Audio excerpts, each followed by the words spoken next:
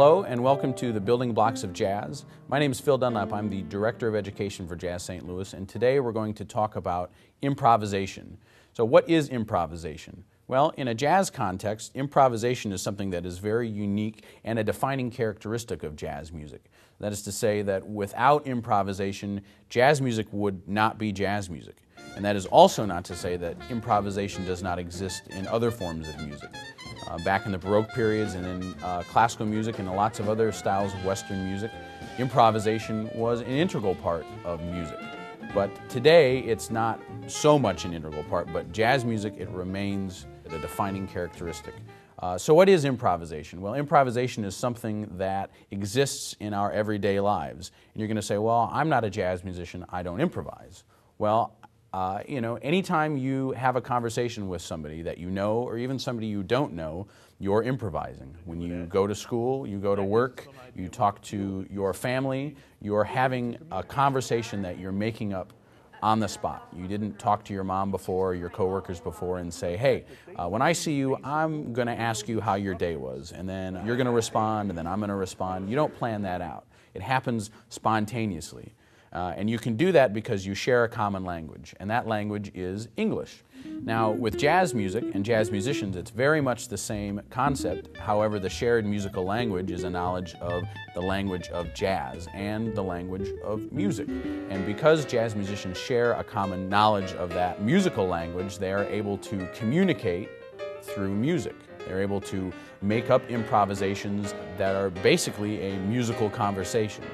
So if you wanted to get started in improvising, there are a couple things that I can show you and some things that you need to do. And the first is to collect as many jazz recordings as you can and listen, listen, listen. We are sponges and we absorb lots of things that we hear, and if you don't listen to it, you're not going to be able to play it. The second thing is you need to know the melody of the song that you're playing, you need to know the harmony or the chords of the song, and you need to know the basic form, which is the structure, whether or not it's 12 measures long, 16 measures long, or 32 measures long. First, let's deal with melody. Here's an example of a tune that everybody knows, Happy Birthday.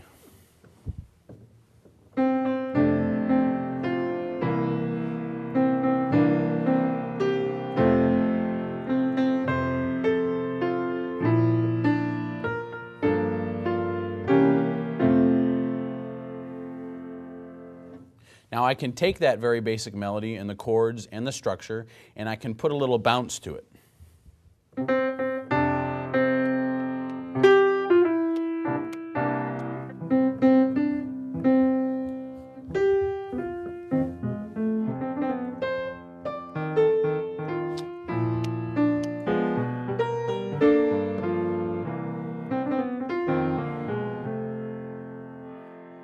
Now I can take that with that bounce and I can start improvising with the melody. And first I'm going to keep the melody the same, but I'm going to improvise some different rhythms.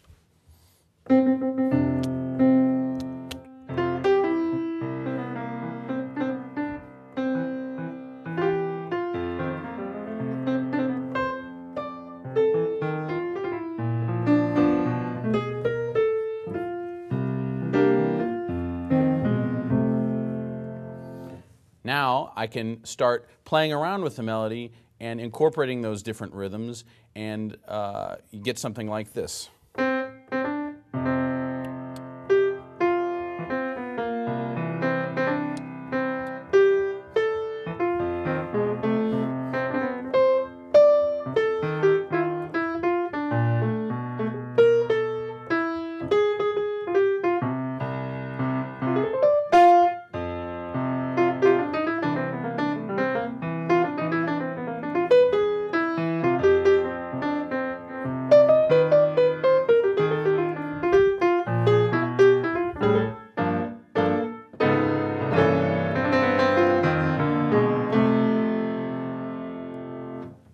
Now through all that, you should be able, if you're humming the melody in your head, you should be able to tell where we are in the song based on the fact that I know the melody, I know the chords, and I know the basic structure. And if you were to take everything out and just have my right hand, which is playing most of the improvisation, you should be able to hear that melody in your head. And that, in a nutshell, is improvisation in a jazz style.